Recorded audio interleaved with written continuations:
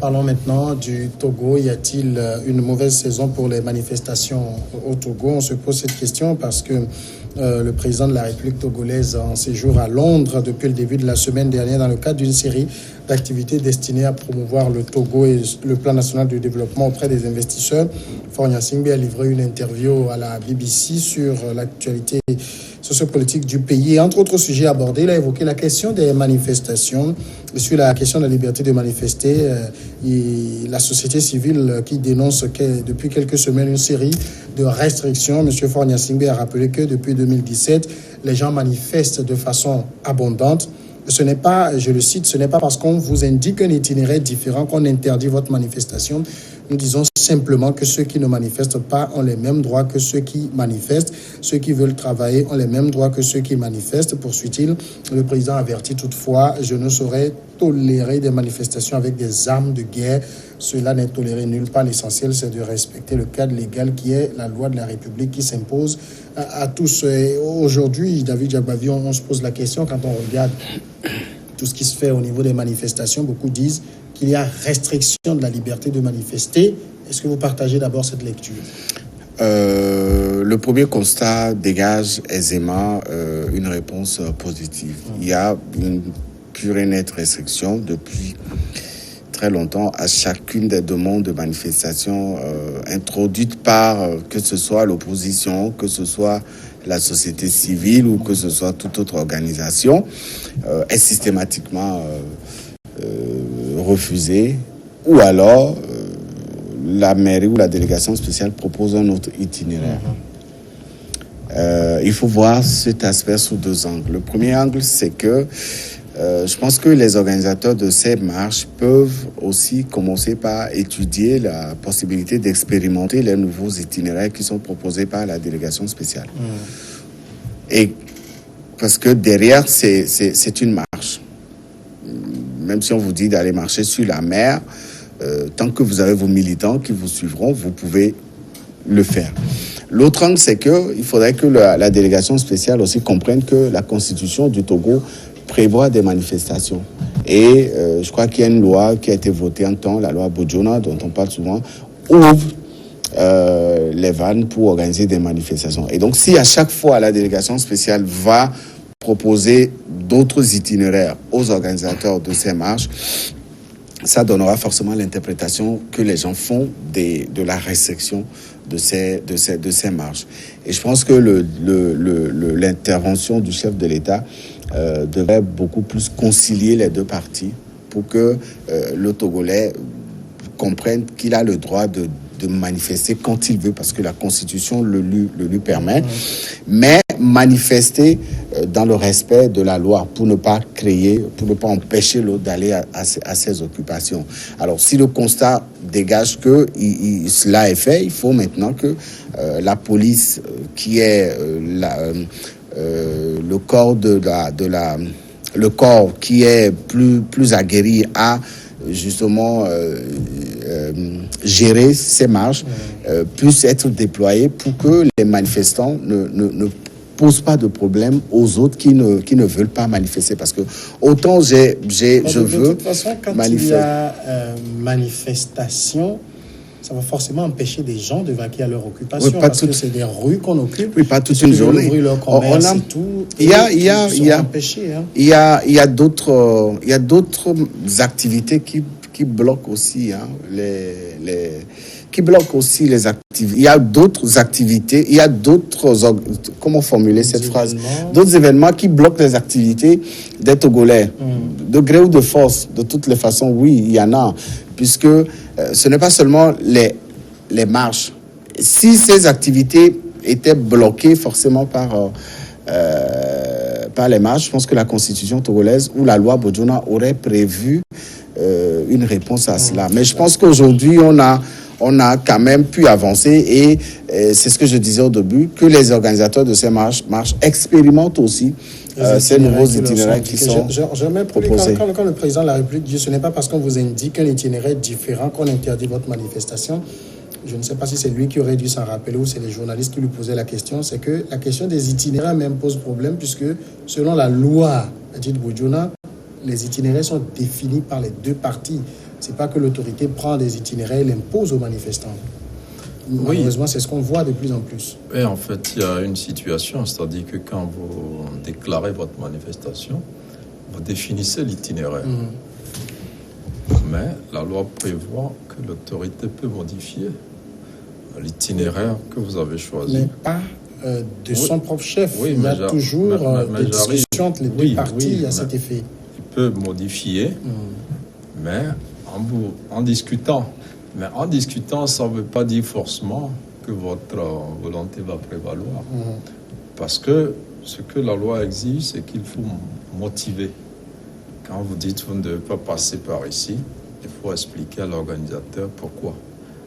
Et depuis un temps, l'autorité explique que les manifestants ont souvent emprunté le même itinéraire sur lequel les riverains, que ce soit des opérateurs économiques, des gens de l'informel et tout ça, voient leur activité bloquée et que ces gens-là se sont plaints. Et donc, l'autorité dit, pour permettre à ceux-là de respirer un peu entre guillemets, vous marchez ailleurs et après vous pouvez revenir sur le même itinéraire. Et je crois que c'est là où il y a un problème. Et vous savez, il y a un centre assez important, Décon. Par exemple, où l'autorité a systématiquement interdit la manifestation statique. Vous venez, vous restez dans ce carrefour-là, où les gens ne peuvent plus passer de la ville vers les quartiers nord et vers les côtés est et ouest. Donc ça a été interdit, mais vous pouvez passer par là, mais pas rester. Et ça a été respecté. Donc vous voyez, dans plusieurs pays, même à Paris, en ce moment, les gilets jaunes ne marchent plus sur les Champs-Élysées parce que ça a été interdit. Donc, ça se justifie. Ils ont fait des casses et tout ça. Bon, mais la manifestation n'est pas interdite. C'est ce que le président explique. Et manifester, ce n'est pas forcément de prendre un itinéraire qui est une manifestation.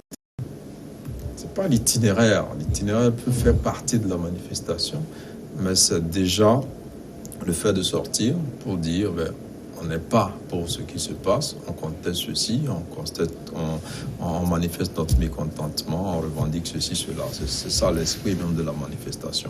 Et donc, ici se pose, il y a un conflit de droits. C'est-à-dire le droit de ceux qui veulent manifester et le droit de ceux qui veulent vaquer à leurs occupations. Maintenant, qui a plus de droits que l'autre? Alors les manifestants disent, nous, la Constitution nous permet de marcher où on veut et comme on veut. Le gouvernement dit non, vous avez le droit de marcher où vous voulez et comme vous voulez, mais ceux qui ne veulent pas marcher aussi ont le droit d'aller travailler ou d'aller faire ceci, cela aux mêmes endroits où vous estimez. Vous avez vu un peu les conséquences ici. Parfois, on annonce des manifestations, on dit le point de départ à 9h, et à 9h, il n'y a personne. À 10h, il n'y a personne. Donc, les manifestants quittent parfois à 14h, 15h. Et donc, du coup, toutes les activités dans cette zone sont bloquées parce que si au moins les manifestations là respectaient l'heure, on dit 8h, tout le monde est là et vous passez. Bon, ça permet aux autres à 9h d'ouvrir ou à 10h d'ouvrir. Mais il y a des gens qui perdent une journée, une demi-journée. Parce que donc, tout ça fait que finalement, les manifestations ont créé un certain nombre de problèmes.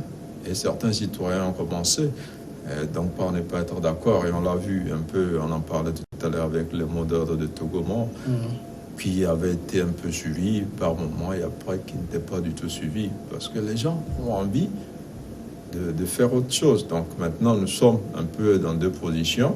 Ceux-là qui disent c'est un droit constitutionnel, on doit marcher où on veut et quand on veut. Et l'État qui dit, vous pouvez marcher où vous voulez, quand vous voulez, mais les autres aussi ont le droit de faire autre chose.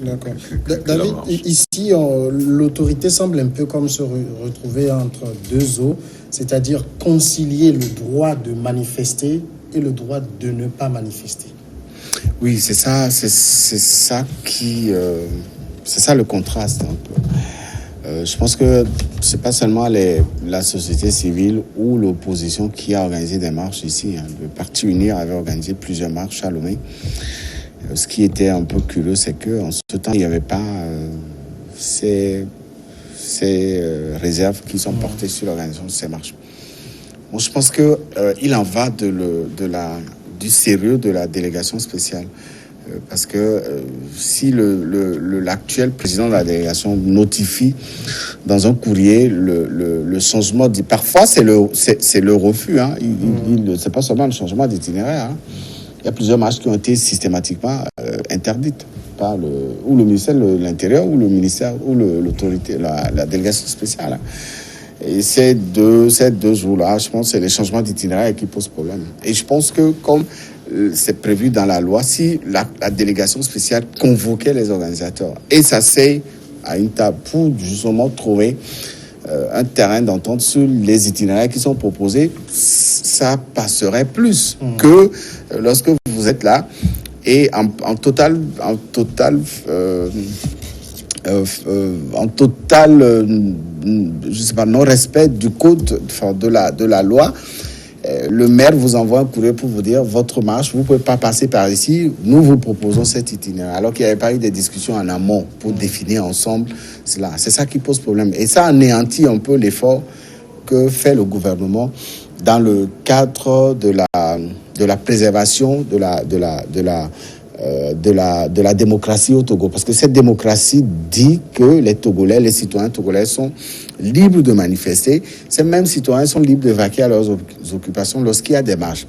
Et j'estime aussi que quand il y a des marches, il y a des dispositions qui sont prises pour permettre aux autres qui ne marcheront pas de vaquer à leurs occupations. Malheureusement, il y a eu des situations où ceux qui ne voulaient pas aller marcher ont été pris à partie par les... Oui, ça arrive un peu partout.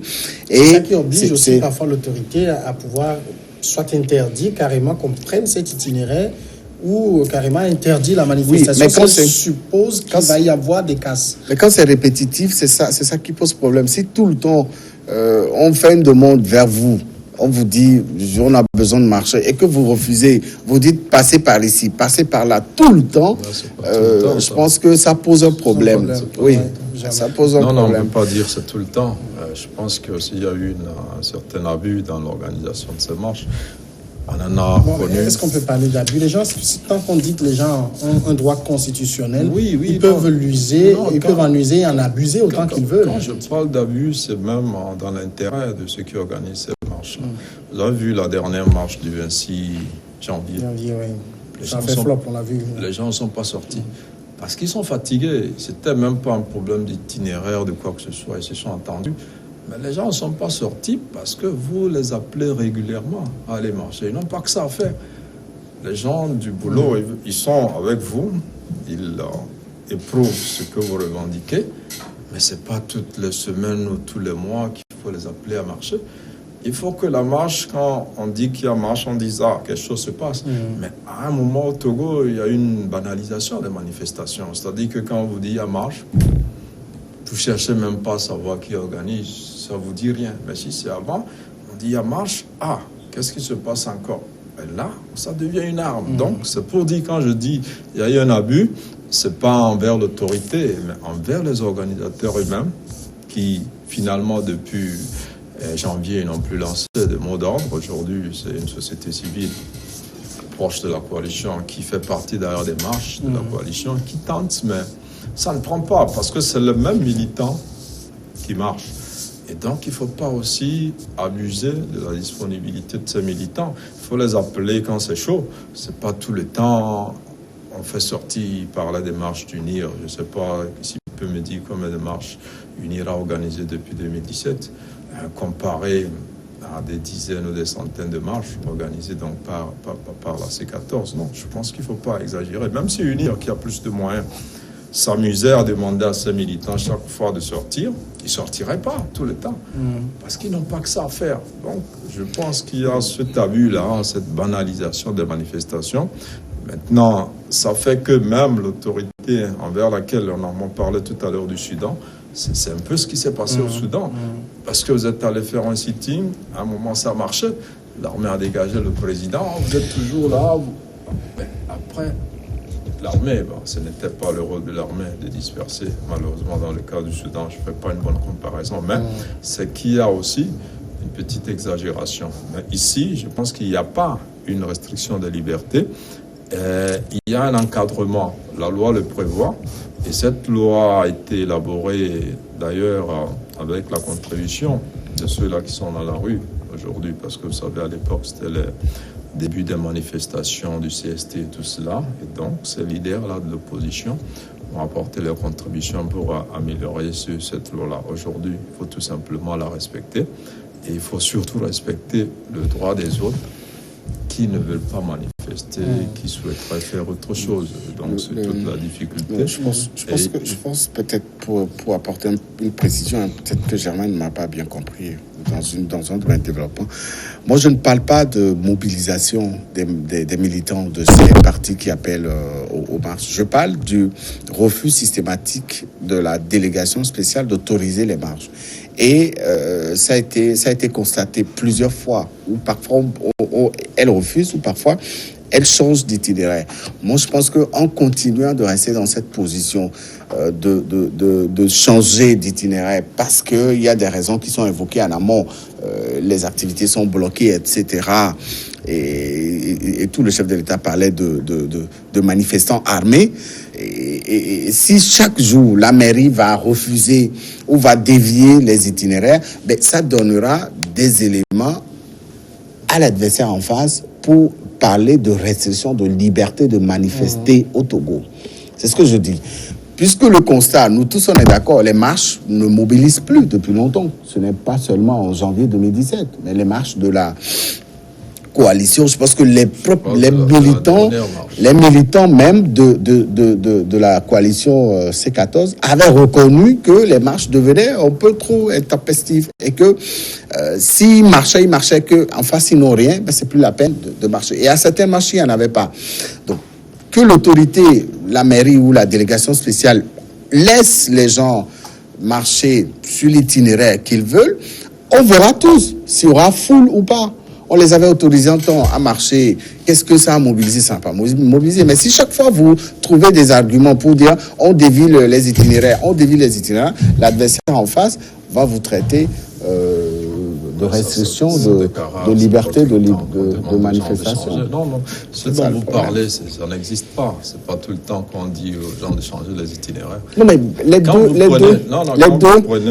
3 derniers ou les 4 derniers appels à manifester. On a vu avec Vous savez, par exemple, la dernière fois. Avec le monsieur, le prêtre, là, Force Vive Expérience, les 2 fois où ils ont introduit les demandes pour faire des marches, la mairie leur a dit. Ouais, là, on leur avait signifié un défaut enfin, je pense de base juridique, légale, quelque chose comme ça. Oui, la première fois, alors que cette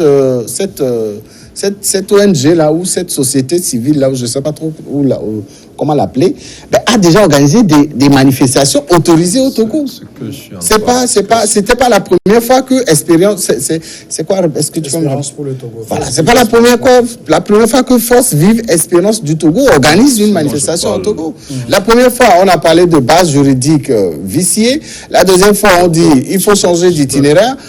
Ne laissez pas à l'adversaire des éléments pour vous contre-attaquer. Ce que je dis, ne nous mettons pas dans la peau des acteurs. Nous avons fait un constat. On dit que la loi est claire là-dessus. Et aujourd'hui, moi, ce qui me désole un peu, c'est que les gens parlent d'état de droit et ils n'attaquent jamais ces décisions-là en justice. C'est-à-dire que quand le maire ou le président de la délégation spéciale vous interdit ou dévie votre manifestation, si vous trouvez qu'il y a un abus d'un excès de pouvoir ou vous attaquez cette décision, ça n'a jamais été fait. Pour que ça donne quoi? Tu sais quand est-ce que la mairie informe les organisateurs? Tu sais quand est-ce... Non, je vais t'apporter... suprême aujourd'hui, il y a un délai, dans un délai fixe. Je vais te donner, je vais t'apporter cette information qui t'a peut-être manqué. Tu sais à quel moment, tu sais quand la délégation spéciale envoie le courrier réponse aux organisateurs, c'est la veille à 18h. Toutes les institutions, tous les services sont déjà fermés. Peu importe. C'est pas moi qui le dis, mais c'est un constat qui a été fait. Ce que je veux dire. Non, c'était une information que je voulais les marches ont lieu le samedi. Mais la veille, moi je parle de la veille. Oui, tu dis vendredi, donc ça veut dire que c'est le samedi. La veille. La manifestation n'a pas lieu le samedi, mais ce que je voulais dire, Si vous attaquez une décision judiciaire, quand est-ce que cette décision pourra être attaquée? Même Quand si, le courrier réponse du maire vous parvient la veille à 18h. Je peux parler. Germain. Je peux parler maintenant parce que tu parles seul. Là. Voilà. Donc, ce que je dis, si vous l'attaquez, même si la manifestation n'a pas lieu, le fait que le juge condamne un maire ou un ministre parce qu'il a abusé de son autorité, fera que la prochaine fois qu'il devra modifier ou interdire une manifestation, il ne va pas vouloir tomber sous le coup de la loi. Est-ce que l'actuel maire est élu d'abord? Quelqu'un qui est nommé, comment les gens font la déclaration chez lui? C'est lui, il n'est même pas maire. Il est président d'une délégation spéciale qui est différente d'une mairie. Il n'est même pas maire. S'il te plaît. Non, en plus. S'il te plaît, David. Tu l'as dit dans ton intervention. David. Il n'est pas maire. Non, il n'est pas maire élu. Monsieur Adéon, le compte. Il représente l'autorité en tant que président de la délégation spéciale. Mais il n'est pas maire, il n'est pas élu. La chambre administrative. Il n'est pas élu. Il est nommé. Mais quand est-ce qu'il faut saisir la... Il fait office de maire aujourd'hui. C'est un abus de langage. Non, il n'est pas maire. Il est président de la délégation. Oui, mais il n'est pas maire. Est-ce qu'il est élu maire? S'il te plaît. Non, jamais. Il a un titre. Il a un titre administratif et officiel. Il est président de la délégation spéciale de Lomé. Pour le moment, sur aucun papier, il n'est mis maire. Il est mis président. Le courrier qu'il envoie, ça porte l'entête mairie de Lomé. Quand on te dit, on célèbre le mariage à la mairie, c'est qui célèbre? C'est le maire. Le maire d'arrondissement. Non, pas seulement le maire. C'est qui?